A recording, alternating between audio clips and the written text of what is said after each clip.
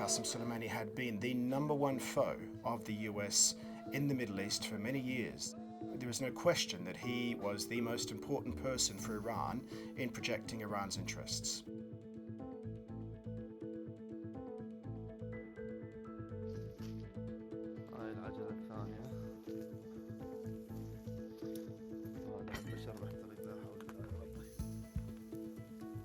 For at least the last 15 years, Qassem Suleimani had been an untouchable in the region. Very, very powerful, very influential. He's somebody who would match wits with US generals and presidents. Nobody had wanted to touch him. Soleimani's hands were drenched in both American and Iranian blood. He should have been terminated long ago. There had been allegations from Donald Trump that Soleimani had been actively plotting against US interests in the region, that he was hatching plans to go after whether it be the US embassy in Baghdad or even in Beirut. There were suggestions that he was front and center to plans which may affect US personnel. Now, it's important to acknowledge that those suggestions by the US administration have not been proven.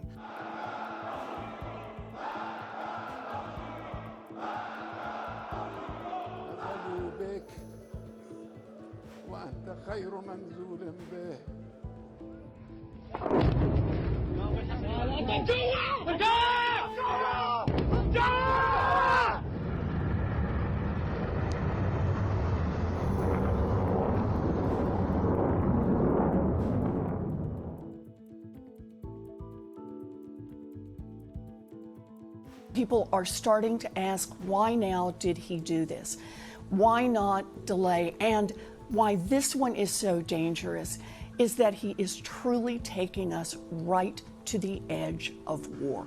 I think Donald Trump does have to answer for whether he has opened a frontier against Iran in the midst of some very distracting and destabilizing domestic issues for him, including impeachment.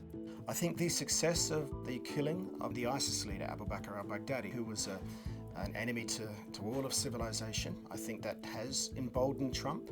I do think that on the back of that, an act for which he received very little criticism, he was minded to go for round two with another figure, the complexity and standing of whom he didn't quite understand. Qassem Suleimani is not Abu Bakr al-Baghdadi. He was a very influential figure for a nation state. While it is true that he had actively contributed to operations that killed US personnel throughout the course of the Iraqi war, he wasn't, by any objective definition, a terrorist. He has made an allegation that the decision to kill Qassem Suleimani came from real-time evidence. But I think he does need to substantiate that. He does need to prove that this is indeed the case. If he doesn't, the allegation that this was a wag the dog sort of initiative to distract people from the more pressing problems that he was facing will continue to haunt him.